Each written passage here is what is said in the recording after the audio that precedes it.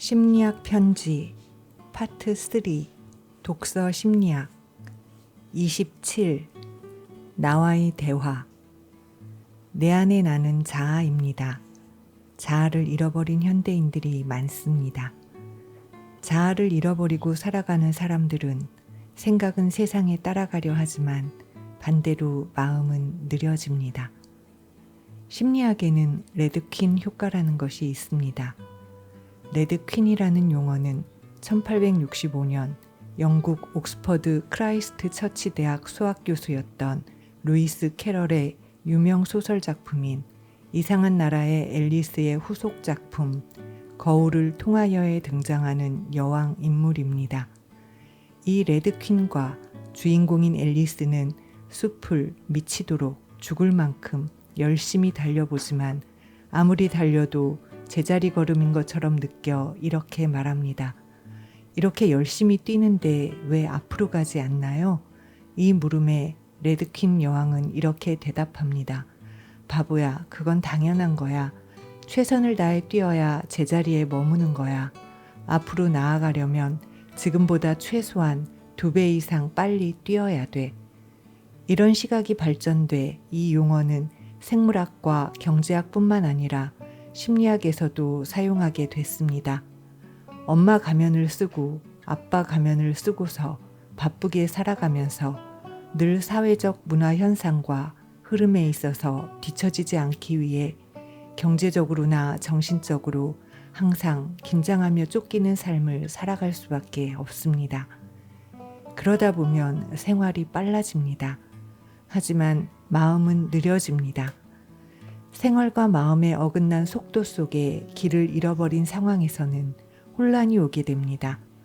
빨리 달려가고 있는 주변 사람들과 직장에서 혹은 동종 업종에서의 경쟁자들이 비교적 나보다 빠르게 느껴져서 걱정이 됩니다. 엄마의 경우 주변 사람이 자신보다 자녀를 더 잘 키우는 것처럼 오해하면서 스트레스를 받게 됩니다. 자신의 자아와 자리를 잃어버리게 되면 마음도 갈기갈기 찢기는 아픔을 느끼게 됩니다. 아픔은 가슴에서 머리로 올라가 현재를 올바르게 바라보지 못하게 만듭니다. 그러면서 내 자아와 대화를 나눌 시간을 갖지 못하는 것입니다. 결론적으로 느리게 가는 마음의 속도와 빠르게 달려가는 생활의 충돌은 온몸을 경직되게 만드는 것입니다. 이러한 현상이 지속되면 불안장애도 옵니다. 사람은 살아가면서 끊임없이 낯선 상황 또는 새로운 사람들을 만나게 됩니다. 그때 자아와 대화를 하지 않고 잃어버린 사람들은 호흡이 가빠지고 심장은 뛰게 됩니다. 뛰는 심장의 속도에 생각이 따라가지 못하면서 불안해서 공포심으로 바뀌게 됩니다. 이런 증상이 공황장애, 광장공포증, 사회공포증, 강박장애, 범불안장애로 이어지게 됩니다. 나와 끊임없는 대화를 한다는 것은 나만의 시간을 가지는 것입니다. 그래야 타인으로부터 감정 소비를 지나치게 하지 않을 수 있습니다. 반대로 나와 대화해보지 않은 사람은 혼자 있는 것을 견디지 못합니다. 어색해하고 힘들어합니다. 그래서 늘 주변에 누구라도 있어야 합니다. 이런 상황은 내 안에 나를 잃어버린 경우입니다. 대화할 대상이 없는 것입니다. 28. 궁금증 수도꼭지. 마음에는 궁금증 수도꼭지가 있습니다. 이 수도꼭지는 스스로가 틀어야 궁금증 물줄기가 마구 쏟아져 흘러나옵니다. 흘러 손끝까지 이르러 손가락 마디마디에 힘을 전달해 움직이게 합니다. 그래서 궁금증이 많은 아기들은 손으로 모든 것을 만져보고 주물러보고 찔러보면서 성장하는 것입니다. 하지만 성장하면서 아이 스스로가 열지 않고 이 수도꼭지를 부모님이나 선생님 그리고 타인이 열어주면서 궁금증이 나오지 않게 됩니다. 마음에 있는 수도꼭지에서 궁금증이 나오지 않으면 동기 없는 행동의 반응을 유발하는 충동만 쏟아집니다. 충동은 반성 없는 행동만 이끌어냅니다. 충동은 부딪힐 충의 뜻과 움직일 동의 뜻이 합쳐진 말입니다.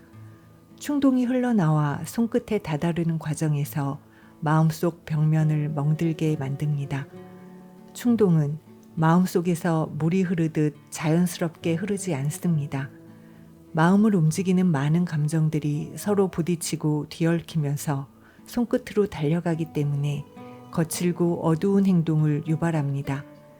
그래서 타인이 아닌 나 스스로가 직접 궁금증 수도꼭지를 트는 연습을 꾸준히 이어가야 합니다. 궁금증 수도꼭지에서 물줄기가 끊어지면 가슴은 사막으로 변하고 머리는 화살이 가득 차게 됩니다. 책을 봐도 마음에 꽃이 피지 않고 책을 읽어도 지혜가 생기지 않습니다. 오히려 남을 날카로운 지식의 화살로 아프게 만들 뿐입니다. 스스로가 직접 책이 있는 곳에 가서 책과 마주해야 책 사랑을 시작할 수 있습니다. 직접 책과 만나야 건강한 책사랑의 감정도 생깁니다.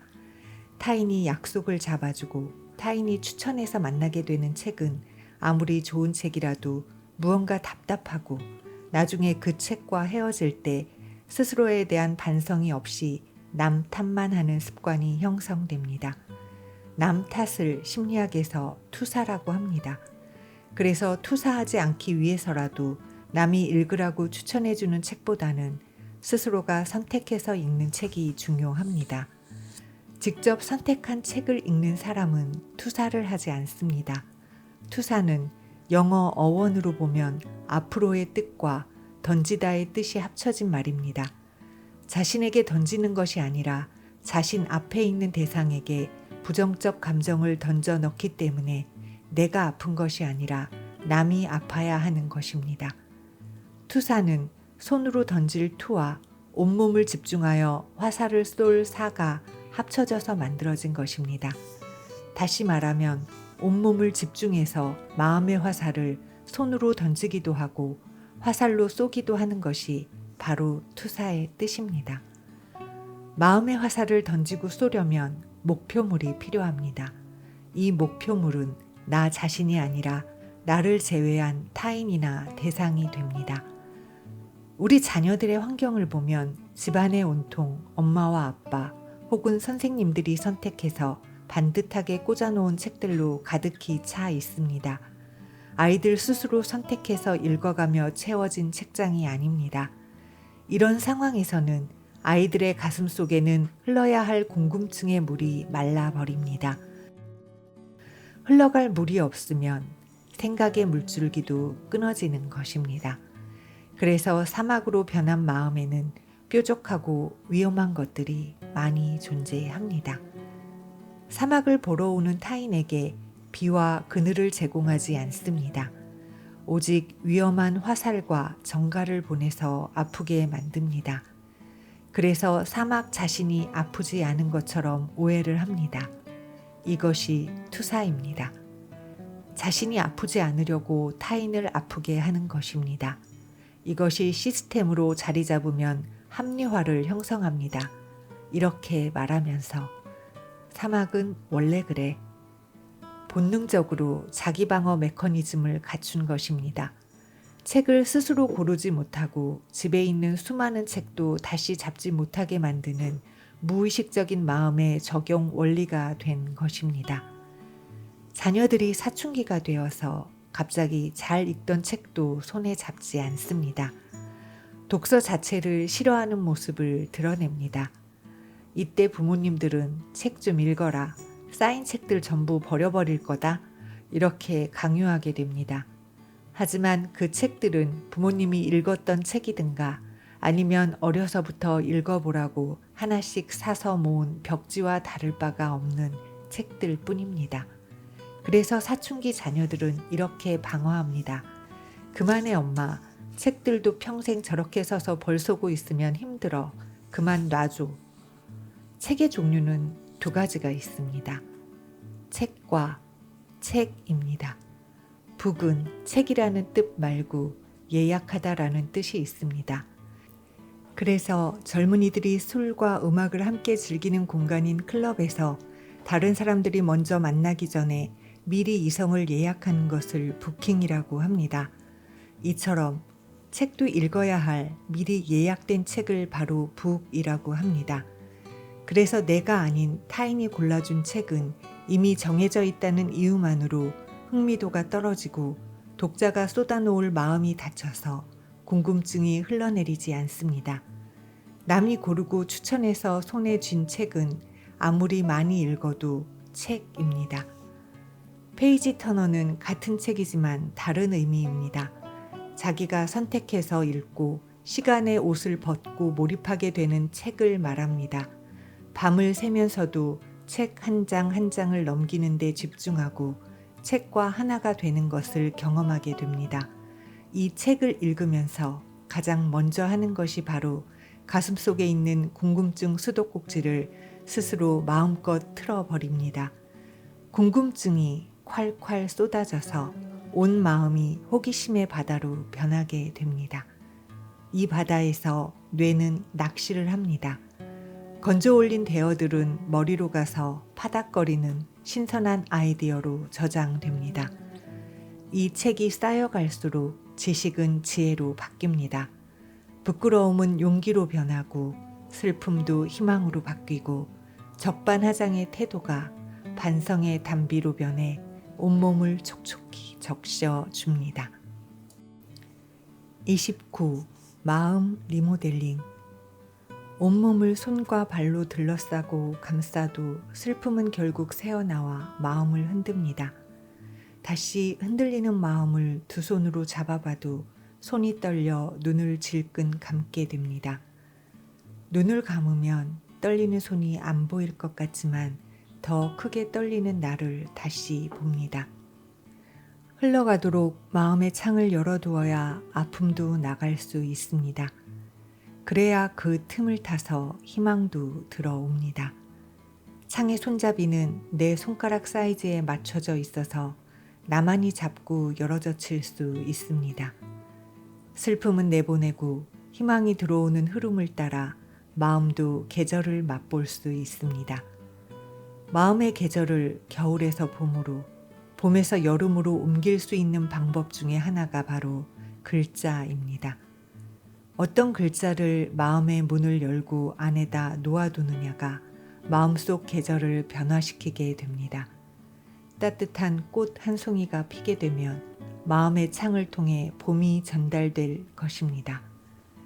2007년도에 스탠포드 대학의 진차이 교수 연구팀은 필요한 감정 학습하기, 어린이 동화책을 통해 이상적인 영향의 사회화에서 미국과 대만의 아동문학을 비교하여 행복이 표현되는 방식에 있어서의 차이점을 연구했습니다. 연구팀은 4에서 8세를 대상으로 하는 미국과 대만의 아동문학 베스트셀러 1에서 20위를 선택하여 면밀히 분석했습니다. 이 연구팀은 동화책에 등장하는 등장인물들의 활동 형태와 인물들이 표현하는 감정의 강도, 그리고 웃음의 크기에 대해 중점을 두었습니다. 미국 동화책의 등장인물들은 대체적으로 좀 더 역동적인 활동을 보여주고 있고 표정 또한 풍부했습니다. 웃음의 크기 또한 대만 동화의 주인공보다 15% 더 컸습니다. 그뿐만이 아닙니다. 미국과 대만 아이들에게 들뜬 얼굴과 평온한 얼굴 중 어떤 얼굴이 더 행복해 보이는지를 물었을 때 미국 아이들은 들뜬 얼굴을 선택한 확률이 대만 아이들보다 8배나 더 높았습니다. 마지막으로 연구팀은 자녀가 있는 독자라면 분명 관심을 가질 실험을 했습니다. 세 번째 연구에서 아이들에게 두 나라의 동화책을 읽어주고 손뼉치기 혹은 드럼과 같은 악기를 치는 정적이거나 동적인 활동을 선택하도록 했습니다. 예상대로 대만 동화를 읽어줬던 아이들은 정적인 활동을 선택했고 미국 동화를 읽어줬던 아이들은 동적인 활동을 선택했습니다. 이렇게 진차이 교수의 글자가 행복을 결정하는 실험의 결과처럼 어떤 글과 말을 마음에 새기냐에 따라 그 마음속에서 빛날 행복의 정도는 달라지는 것입니다. 삶을 오르는 길 마디마다 시를 적어 놓으면 내려오는 길에 그 시를 다시 만날 수 있습니다. 인간은 자신이 태어난 내력을 온몸에 그려놓기 마련입니다. 유전자가 그렇고 문화유전자나 가족의 세대 전수도 그에 해당합니다. 역사에는 평범한 이야기가 기록되지 않지만 사람의 마음은 물고기가 물을 의심하지 않고 새가 공기를 의심하지 않는 것처럼 무의식적으로 모든 것을 새겨놓게 됩니다. 한눈을 팔다라는 말이 있습니다. 사람은 모두가 두 눈을 가지고 있습니다. 두 눈이 한 곳을 바라봐야 정상입니다. 한쪽 눈은 앞을 바라보고 있지만 마음은 옆을 보고 있는 것입니다. 눈과 마음이 다른 곳을 바라보면 마음속 서로 손을 뻗어도 닿지 않는 섬 하나 두게 됩니다. 손이 닿지 않는 섬이 마음속에 많으면 많을수록 상처와 고통이 커지게 됩니다. 인간은 기쁨이나 행복보다 슬픔이나 고통을 먼저 잃게 됩니다. 시든 꽃이 마음속에 박제된 채로 걸려 있어서입니다. 현재와는 구별된 과거 박물관에 어정쩡한 몰골로 서 있습니다. 애써 피워낸 꽃을 뚝뚝 떨어뜨려 흉물스러운 구조물을 덮어보아도 비극이 비극을 읽는 관성작용이 발현되는 것이 그만큼 아프기 때문입니다. 마음속을 리모델링하기 위해서는 새로운 긍정의 글자로 채워야 합니다. 30. 인지 편향. 1999년에 코렐 대학교의 데이비드 더닝과 당시 대학원생이던 저스틴 크루거는 더닝-크루거 효과를 제안했습니다. 이 효과는 인지 편향을 나타내는 것을 말합니다. 코넬 대학교 학생들에게 독해력, 자동차 운전, 체스, 테니스와 같은 여러 가지 분야의 능력을 실험을 했습니다. 이 실험에 의해 무능력한 사람은 다음과 같은 경향을 보인다고 주장했습니다. 1. 자신의 능력을 과대평가한다. 2. 다른 사람의 진정한 능력을 알아보지 못한다. 3. 자신의 능력이 부족하기 때문에 생긴 공경을 알아보지 못한다. 4. 훈련을 통해 능력이 매우 나아지고 난 후에야 이전의 능력 부족을 알아보고 인정한다. 그들이 주장했던 더닝-크루거 효과는 무능력함 때문에 자신의 실수를 알아차리지 못하는 현상을 말하는 것입니다. 반대로 능력이 있는 사람은 스스로를 과소평가하면서 환영적 열등감을 가지게 됩니다. 무능력한 사람이 환영적 우월감을 가지는 것과는 대비되는 심리입니다. 이 말은 무능력한 사람은 자기 자신에 대한 오해를 가지는 반면에 능력이 있는 사람은 타인과 자신의 관계에서 오해를 가지게 되는 것을 말합니다. 학생들이 학교에서 시험을 보고 난 후 점수가 지속적으로 낮은 학생들이 열심히 공부해서 능력을 향상시키지 못하는 이유가 바로 이러한 더닝-크루거 효과에 빠진 것입니다. 낮은 점수의 자신을 측면에서 바라보지 않는 것입니다. 오히려 자신은 그 점수보다 원래는 더 똑똑한 학생이고 더 많은 지식이 있지만 시험만 잘 못 봐서 그렇다고 스스로에 대한 왜곡된 인지를 가지고 있습니다. 학업에 더 많은 노력을 해야 되는 상황에서도 동기가 줄어들게 됩니다. 자신에 대한 인지 자체가 편향되어 있기 때문에 자발적이고 능동적인 학습을 하지 못하는 것입니다. 반대로 시험이 끝나고 난 후 높은 점수를 받았지만 기가 죽어서 우울한 얼굴을 하고 있는 학생들은 나 자신의 높은 점수를 직면하지 않습니다. 자신보다 하나라도 더 많이 받은 상위 점수를 낸 학생과 자신을 감정적으로 연결시킵니다. 그 연결된 감정적 평형에서 자신이 늘 낮은 곳에 위치하기 때문에 능력을 가졌음에도 스스로를 무능력하게 바라보면서 노력하게 되는 것입니다. 이것 또한 타인 속에서만 자신을 바라보는 인지적 편향성을 가지고 있는 것입니다. 평가의 기준이 내가 아닌 타인이며 그에 의해서만 울고 웃는 자존감 낮은 모습을 보이게 됩니다. 자존감은 낮은데 능력만 높게 되면 자존심이 강하게 됩니다. 즉 타인이 자신을 인정하고 칭찬하고 높여줘야지 스스로가 채워진 것처럼 오해하게 됩니다. 그래서 내면은 힘들고 외면은 강한 척을 하게 됩니다. 반대로 자존감 높은 척 하지만 실력이 없는 학생은 자신의 무능력함 때문에 지식 콤플렉스를 가지게 됩니다. 무엇인가 배우거나 알아가는 것에 흥미를 완전히 잃어버리게 됩니다. 그래서 몸으로 익히는 것에 대해 가치를 두고 살아가게 됩니다. 이렇게 신체적 습득을 자기 합리화에 빠지게 됩니다. 자기 합리화에 빠진 학생이 자라서 부모가 되면 자녀에게도 이 성적 지식 습득보다 신체적 습득을 더 강조하게 되는 인지 편향을 그대로 보이기도 합니다. 자녀에게 자신의 인지 편향을 자녀에게 전달하면서도 부모로서 자신의 능력을 과대평가합니다. 아빠는 말이야, 엄마는 그래도 라는 말을 하면서 스스로를 과대평가하게 됩니다. 자녀는 부모님이 하는 말에 비해 노력의 수치나 현재의 태도가 좋지 않다는 것을 인지하면서 혼란을 겪게 됩니다. 사춘기 때는 부모님의 더닝 크루거 효과에 빠진 모습을 비난하고 공격하기도 합니다. 31. 독서 치료. 아래에서 위를 바라보면 전체를 읽지 못합니다. 반대로 위에서 아래를 바라보면 전체가 읽힙니다. 위에서 바라보는 관점을 조감도라고 합니다. 새가 하늘에서 내려다보듯 땅의 모습을 볼 수 있는 시각을 말합니다.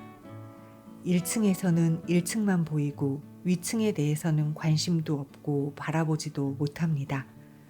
하지만 위층에서 내려다보면 모든 것이 다 보입니다.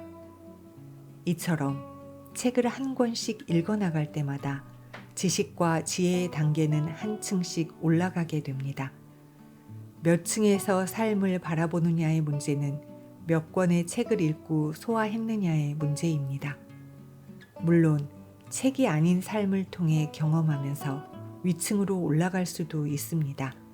하지만 경험만으로 올라가기에는 느려서 후회가 남습니다. 느린 만큼 아쉬움도 크고 통찰력이 늦게 생기기 때문에 후회가 가득하게 되는 것입니다. 인생의 끝자락에 가서야 사랑을 깨닫고 가족을 느끼고 기다림의 아름다움을 인지하게 됩니다. 하지만 그때는 생의 마지막에 다다랐을 때입니다. 다시 이전으로 돌아가서 그러한 깨달음을 현실화시킬 수가 없습니다. 반면에 책은 우리에게 간접적인 경험을 통해 지혜의 엘리베이터를 타고 올라갈 수 있게 길을 안내합니다. 놀라운 것은 단순히 책을 읽는 것이 아니라 통찰을 해야 위층으로 올라갈 수 있고 지혜의 엘리베이터에 타서 올라갈 수 있는 버튼을 누를 수 있습니다. 청소년이든 성인이든 게임에 빠지는 이유는 상대방의 상황이 보이기 때문입니다.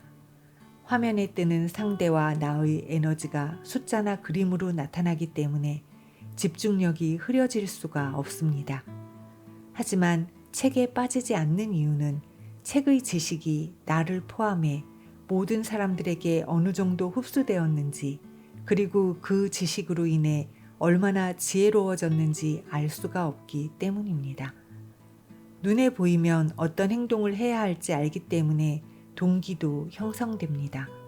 하지만 눈에 보이지 않으면 대응할 수 없어서 고민하게 되고 주저하게 됩니다. 책장에는 책이 참 많이도 있습니다. 어떤 사람은 책을 라면 받침대로 사용합니다. 어떤 사람은 선반 대신에 사용합니다. 어떤 사람은 책을 베개로도 사용합니다. 똑같은 책이지만 사용하는 사람에 따라 책의 가치는 달라지게 됩니다. 책을 종이 뭉치로만 바라보는 사람에게는 책이 쓰레기에 불과합니다. 즉 집안에 수많은 쓰레기만 가득한 것입니다. 자주 꺼내 읽고 책을 펼쳤을 때 저자와 나눈 생각과 아이디어들이 빼곡히 적혀 있어야 합니다. 처음 볼 때와 두 번 볼 때의 책 내용도 다르지만 책에서 찾을 수 있는 보물도 여러 가지이기 때문에 책은 가치 있는 것입니다. 그런 책이 없다면 집에 있는 책들 모두 정리해야 합니다. 그래야 눈에 보이는 쓰레기도 정리하고 눈에 보이지 않는 마음과 생각도 정리할 수가 있는 것입니다. 책의 처음부터 마지막까지 한 장 한 장 넘기는 것은 단순히 종이를 넘기는 것이 아닙니다. 마음을 넘기는 것입니다. 생각을 넘기는 것입니다. 아픔을 넘기는 것이고 행복을 넘기는 것입니다. 그렇게 책은 선반에 꽂혀 있는 것이 아니라 나의 마음과 생각에 들어와 함께하는 것입니다. 마음과 생각에 들어와 함께할 때 조용히 책의 글자를 통해 마음에 귀 기울이면 내 안에 음치가 많다는 것을 알게 됩니다. 기쁨을 듣지 못하는 슬픔, 사랑을 듣지 못하는 미움, 믿음을 듣지 못하는 불신이 느껴지게 됩니다. 들어야 열리는 마음의 문을 열기 위해서는 먼저 책장의 글귀부터 열어야 합니다. 그래야 들어갈 소리가 있습니다. 마음에 들어간 소리는 복잡하고 얼룩진 마음을 치료해 줍니다.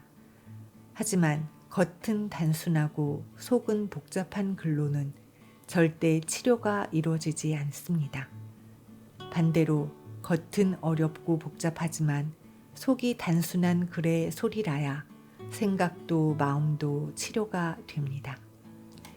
그런 의미에서 직선이 가득하고 어려운 용어가 가득한 글들은 겉은 단순 명쾌하지만 그 속은 복잡하고 어두운 감정 소비를 지속하게 만듭니다. 바다나 산과 같은 자연에 가면 직선보다 곡선이 많습니다. 파도는 굴곡과 파열의 향연을 보여줍니다. 바람은 투명 망토를 입고서 이곳저곳을 휘젓고 다닙니다.